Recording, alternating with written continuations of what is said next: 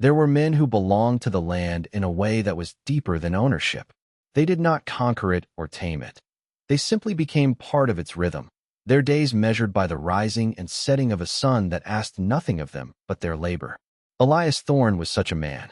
He had inherited his ranch outside Millhaven, Colorado, not just as property, but as a duty, a silent covenant made with the dirt and the sky and the memory of his father. At 35, his life had settled into a shape he no longer questioned. It was a life of fences that needed mending, cattle that needed driving, and a profound, bone-deep silence that filled his small, sturdy house from dusk until dawn. He was not unhappy, for he had never stopped to consider what happiness might feel like. He was simply occupied, his hands and his mind engaged in the endless, honest work of survival. Millhaven was a town that clung to the edge of a wide, sweeping valley, a collection of clapboard buildings that seemed to brace themselves against the wind. It had a general store, a church, a saloon, and a blacksmith's forge that glowed like a hot coal at the town's heart. Elias made the trip into Millhaven every Thursday, a routine as fixed as the North Star. He would load his wagon with supplies, exchange a few clipped sentences with George Alcott at the store, and then head back to the solitude of his ranch. For years, this was the entire scope of his social existence, a brief, functional exchange before returning to the company of his herd in the vast, empty landscape. He had buried his parents, watched friends marry and raise families, and had somehow remained entirely still, a stone in the middle of a flowing creek. The loneliness was not a wound. It was simply a condition, like the color of his eyes or the calluses on his hands. He had stopped expecting more from life because he had forgotten that more might exist. The change began not with a storm or a thunderclap, but with the squeal of a broken axle on his wagon. It was a Tuesday, a disruption to the sacred order of his week, and it forced him toward the blacksmith shop. He expected to find old Mr. Thompson, a man whose arms were thick as tree limbs and whose face was perpetually smudged with soot. He had known the man his entire life, had shared countless near-silent transactions with him over tools and horseshoes. But when he entered the cavernous, heat-blasted darkness of the forge, it was not the old man who turned from the anvil. It was his daughter, Clara May. Elias had seen her before, of course. A man could not live his whole life in a town the size of Millhaven and not know every face. He had seen her at church, a tall, quiet figure beside her father. He had seen her at the general store, her movements deliberate and graceful. But he had never truly looked at her, never separated her from the general backdrop of the town. Now, standing in the firelight of the forge, he could not look away. She was tall, strikingly so, standing nearly as tall as he did. Her hair was pulled back simply, and her face, though smudged with the honest dirt of her work, was composed and serious. She held a heavy hammer in one hand, as if it weighed nothing at all. "The axle on my wagon," Elias said, his voice sounding rough and unused in the echoing space. It gave out about a mile down the road. She nodded, wiping a hand on her leather apron. She did not defer to him or seem intimidated by the interruption. She simply walked past him, out into the bright, unforgiving sunlight, and looked at the damaged wagon. Her eyes, he noticed, were a clear, steady gray, the color of a winter sky just before the snow. She circled the wagon once, her gaze sharp and analytical. She bent down, running a hand along the fractured wood and twisted iron. "The bracket is sheared clean through," she said. Her voice was lower than he'd expected, calm and certain. "The wood is splintered. It will need to be replaced, not repaired." Elias had already come to the same conclusion, but hearing it stated so plainly, with such quiet authority, was startling. He had expected to have to explain, to point out the details of the failure. She had seen it all in a single glance. "Can you do it?" he asked, the question feeling foolish as soon as it left his lips. She turned her head and looked at him directly. It was a gaze without artifice, without any of the shyness or flirtation he sometimes saw in the town's younger women. It was the direct, appraising look of one capable person to another. "I can," she said. "It will take 2 days. My father is unwell. I am handling the work alone." The mention of her father explained her presence, but did not diminish the impression she had made. He felt a flicker of something unfamiliar, not just respect, but a kind of quiet awe. He had spent his life valuing competence, the simple ability to do a hard job well. And here it was, embodied in a woman who met his gaze without faltering and held a blacksmith's hammer like it was an extension of her own arm. 2 days is fine, he managed to say. He left the wagon with her and walked the mile back to his ranch, the silence of the road feeling different than it had that morning. It was filled with the memory of her steady gray eyes and the confident set of her shoulders. A seed had been planted in the fallow ground of his quiet life. He did not know what it was, but he knew that something had shifted as surely as the seasons turn. His Thursday trips to town began to feel different. The routine was the same, but his own awareness had sharpened. He found himself unconsciously altering his path, walking his horse down the street that passed the blacksmith shop instead of the more direct route. He would slow his pace, his eyes drawn to the wide-open doors of the forge. He told himself he was merely curious about the progress on his wagon, and then, after it was fixed, that he was simply appreciating good work. But it was a thin excuse, and a part of him knew it.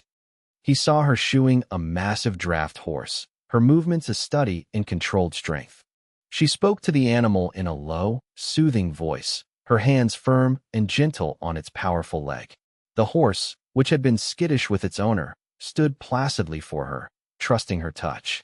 Elias watched from across the street, half hidden by the overhang of the mercantile, feeling like an intruder on a private, peaceful scene. He had worked with horses his entire life. He knew the language of trust and fear that passed between man and beast. What he saw in her was a rare and profound understanding, an innate capability that could not be taught. A week later, he was in George Alcott's general store, counting out coins for a sack of flour, when Clara May entered. The small bell above the door chimed, and every head in the store turned. Her height alone made her noticeable, but it was the quiet dignity of her presence that held the attention. She moved with an unhurried grace, her tall frame cutting a clear line through the cluttered aisles. She approached the counter to speak with George about an order of coal for the forge. Elias found himself lingering, pretending to inspect a display of canned peaches he had no intention of buying. He listened to her voice, low and even as she discussed tonnage and pricing. She was not demanding, but she was firm. She knew the value of what she was buying and the quality of what she was owed. George, a man not known for his generosity in business, nodded along, his expression one of pure respect. He treated her not as a blacksmith's daughter, but as the blacksmith herself. When the transaction was complete, she turned and her eyes met Elias's. He felt a sudden, foolish flush of heat rise in his neck, caught in his eavesdropping. He gave her a stiff, formal nod. She returned it with a small, almost imperceptible smile before she turned and left the store. The bell chimed her departure, and the air seemed to settle in her wake. "You spend more time looking at the blacksmith shop than you do at my shelves these days, Elias," George Alcott said, his voice a dry rasp. He was leaning against the counter, wiping it with a rag, but his eyes were fixed on Elias. "The wagon repair was good work," Elias mumbled, turning his attention back to the peaches with an intensity they did not deserve. "A man ought to appreciate good work." George grunted, a sound that conveyed a world of disbelief. "It's been 3 weeks since she fixed that wagon. You've passed that shop a dozen times. She's a capable woman, that Clara May. Took over the whole operation when her father's lungs went bad. Didn't miss a beat." "She is," Elias agreed, his voice quiet. He paid for his flour and left the store, the weight of George's observation settling on him. He had been obvious. He, a man who prided himself on his quiet, unobtrusive existence, had been as transparent as glass. The realization was unsettling. He did not understand his own behavior. He only knew that the thought of Clara May, the image of her in the firelight, the sound of her calm voice, the sight of her gentle hands on a nervous horse, had taken up residence in his mind and refused to leave. The following week, he found another reason to delay his return to the ranch. He took his horse, Apollo, down to the creek that ran behind the town to let him drink. It was a quiet spot, shaded by cottonwoods, the water running clear and cool over smooth stones. He was not alone. Clara May was sitting on the bank, a small sketchbook open on her lap. She was so still that for a moment he thought he had imagined her. She looked up as he approached, not startled, but with a simple, quiet acknowledgement of his presence. He led Apollo to the water's edge and let him drink, the silence stretching between them. It was not an awkward silence. It was comfortable, like the silence he knew on his own land, but it was shared, and that made it entirely new. "It's a warm afternoon," he said finally, for lack of anything better to say. "It is," she agreed, her gaze returning to her sketchbook. He could see the faint lines of a drawing on the page, the curve of a tree branch, the texture of its bark.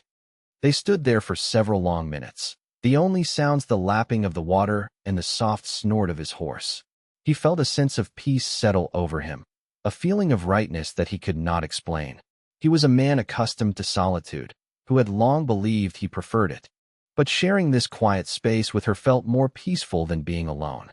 It was a profound and deeply confusing realization. He eventually tipped his hat, murmured a goodbye, and led his horse away, his mind churning. The routines of his life, once so solid and dependable, were beginning to feel thin and empty. The silence of his ranch house, which had always been a comfort, was beginning to echo with a question he didn't know how to ask. The turning point arrived with the spring thaw, and his name was Mr. Jensen. He was a rancher from the next county over, a man known to be decent, hard-working, and prosperous. He was a widower, looking to start a new life, and his attention had fallen on Millhaven. Specifically, it had fallen on Clara Mae Thompson. Elias first saw them together on a Sunday after church. The congregation was spilling out into the bright morning, the air filled with the polite murmur of conversation. Elias, who always stood near the back and left as soon as the service ended, found his path blocked. And then he saw them. Mr. Jensen, a solid, respectable man in his Sunday best, was standing with Clara Mae near the church steps. He was smiling, a wide, confident smile, and she was listening, a small, polite expression on her face. As Elias watched, Jensen said something that made her laugh, a genuine, soft sound that seemed to carry directly to Elias's heart and land there like a stone. A feeling he had never experienced before seized him. It was a sharp, physical jolt, a tightening in his chest so intense it almost took his breath away. It was not anger, and it was not jealousy, not exactly. It was the raw, primal fear of loss. It was the sudden, sickening realization that something he hadn't even known he wanted was about to be taken away. He had been circling this idea of her for months, observing her from a safe distance, admiring her in his quiet, detached way. He had assumed, with the profound arrogance of a man lost in his own world, that she would always be there, a fixed point in the town, a quiet presence at the forge. The sight of her laughing with another man, a good man, a suitable man, shattered that illusion. She was not a landmark. She was a woman, and a woman like that would not remain unspoken for forever. He turned and walked away, his Sunday plans forgotten. The walk home was a blur. The familiar landscape of his own ranch seemed alien to him. The solid bulk of his house, usually a source of comfort and stability, now looked merely empty. He sat down at his kitchen table, the one his father had built, and stared at the empty chair across from him. For the first time, he saw it not as a spare seat, but as a void. The truth crashed down on him with the force of a physical blow. He had been looking at her for months, but he had only just now seen her. He had seen her competence, her strength, her quiet grace. But he had not allowed himself to see what all of that meant, what it added up to in his own heart. He wanted her to be the one to fill the silence in his house. He wanted to be the reason for her soft, rare laughter. He wanted her, and he was terrified that he was already too late. His next trip to town was fraught with a new, desperate urgency. He went straight to the general store, his mind a maelstrom of fear and indecision. George Alcott took one look at his face and seemed to understand everything. As he weighed a bag of coffee beans, George spoke without looking up. "Jensen's a good man," he said, his voice even and matter-of-fact. "Comes from good stock. His ranch is one of the most successful in the next valley." He paused, pouring the beans into a paper sack. "He also moves a lot faster than some." The words were not an accusation, but they landed like one. George was not mocking him. He was warning him. He was holding up a mirror to Elias's own inaction. Slow. The word echoed in Elias's mind. He had always thought of himself as deliberate, steady. He saw now that he had just been slow. Terribly, dangerously slow. He paid for his coffee and walked out of the store, his course finally set. The quiet observation was over. The period of admiration from afar was finished. He might be too late. He might make a fool of himself. Mr. Jensen might have already won her regard. But the risk of doing nothing was no longer bearable. The potential loneliness of a future where he hadn't even tried was a weight too heavy to contemplate. He knew what he had to do. He just had to find the words. He did not have a plan. Eloquence was not a tool he possessed. His life was one of action, of doing what needed to be done, and he knew this was no different. He waited until the end of the day, until the rhythmic clang of the hammer from the forge fell silent. He watched as the orange glow from the fire began to fade, and the long shadows of late afternoon stretched across the dusty street. He saw her emerge from the darkness of the shop, wiping her hands on a rag. He walked across the street, his boots scuffing in the dirt. Each step felt momentous, a final, irreversible march toward his own fate. She saw him coming and paused, her expression unreadable in the fading light. She stood by the large watering trough outside the shop, waiting. He stopped a few feet from her. He could smell the coal smoke and honest sweat that clung to her clothes, a scent he now associated with a strength he deeply admired. He searched for the right words, the grand phrases he imagined men like Jensen might use. But his mind was empty of them. All he had was the plain, simple truth. "You do good work, Clara May," he began, his voice rougher than he intended. "The axle you fixed, it's stronger than the original." She gave a small nod, her eyes watching his face intently. "I do my best." He took a breath, the air feeling thick in his lungs. This was it. The moment felt both terrifyingly large and incredibly simple. He said what was in his heart, the one clear thought that had risen above all his fear and confusion. "Whoever marries you," he said, his voice low and earnest, "will be a lucky man." He said it as a statement of fact, a truth as solid as the anvil in her shop. It was the highest compliment he knew how to give. She did not reply immediately. The silence that fell between them was vast and heavy. In that quiet, Elias felt the full, crushing weight of his failure. He had said the wrong thing. He had spoken of her marriage to another man, confirming his own distance, his own status as a mere observer. He had been slow, and now he had been a fool. He prepared to tip his hat and retreat back into his solitary life, the ache in his chest already becoming a familiar companion. But then she spoke, her voice barely a whisper, yet it carried across the small space between them with perfect clarity. "I was hoping it would be you." The world stopped. The dust motes dancing in the last rays of sunlight seemed to freeze in midair. Her words unwound the tight knot of fear in his chest so completely that he felt dizzy with relief. He stared at her, trying to see if he had misheard, if he had imagined it. But her gaze was unwavering, her expression open and sincere. She had waited. She had seen him watching, had understood his silent, clumsy interest, and she had waited. He finally found his voice, the question raw with a hope he hadn't known he possessed. Could it be? She gave a single, slow nod. The simple movement was an answer to a prayer he had not even known how to form. "Then," he said, his voice growing stronger, more certain, "may I come calling, Clara May? On Sunday?"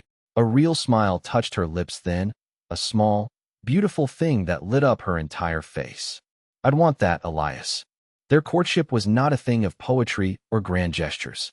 It was built of the same sturdy, practical materials as their own lives. He came to her father's house for supper the following Sunday. He sat at their table and spoke with her father about the price of beef and the chances of a hard winter. He watched Clara May as she moved about the kitchen, her quiet competence as evident there as it was in the forge. In the weeks that followed, they built a life in small increments. He helped her mend a section of fence that had blown down behind her house. She, in turn, came out to his ranch one afternoon and helped him draft a plan for a new barn, her practical mind seeing flaws in his design that he had missed entirely. They took long walks along the creek in the evenings, often in a comfortable silence that was more intimate than any conversation. They spoke of small things, the hawk they saw circling overhead, the way the light hit the hills at sunset, the stubbornness of a particular cow in his herd. He learned the landscape of her mind, the quiet intelligence and deep well of kindness that lay beneath her stoic exterior. She learned his rhythms, his deep-seated honesty, and the steadiness that he had once mistaken for slowness. She never rushed him. She seemed to understand that he was a man who moved at the pace of the seasons, and she was content to walk beside him. He discovered that her rare smiles were reserved for moments of genuine joy, and he found himself working tirelessly to be the cause of them. After 3 months of Sundays, of shared work and quiet walks, he knew. The knowledge was as certain and unshakable as the bedrock beneath his land.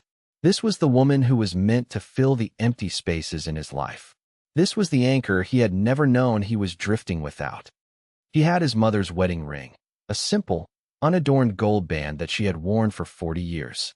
He kept it in his pocket for a week, waiting for the right moment.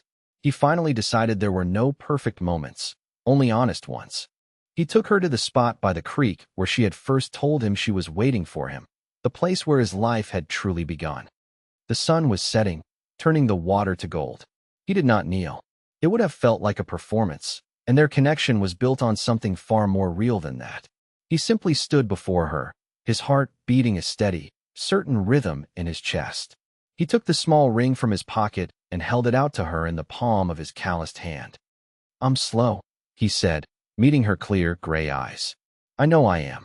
It takes me a long time to see what's right in front of me. But I see this for certain." He took a breath. "Clara May Thompson, will you marry me?" She looked from the ring to his face, and the smile that bloomed there was the most beautiful thing he had ever seen. It was bright and sure, with no hesitation in it. "Yes," she said, her voice soft but absolute. "Yes, Elias." It was always yes. 5 years later, Elias stood on the porch of his ranch house. The old silence was gone, replaced by a tapestry of new sounds. The happy shouts of his 4-year-old son, Daniel, chasing a chicken in the yard. The soft babble of his infant daughter, Rose, from a bassinet just inside the door. And the gentle hum of his wife's voice as she sang a quiet tune to herself. He watched her. Clara May was hanging laundry on the line, her tall, strong frame silhouetted against the brilliant blue of the Colorado sky. Her movements were as efficient and graceful as they had been in the forge.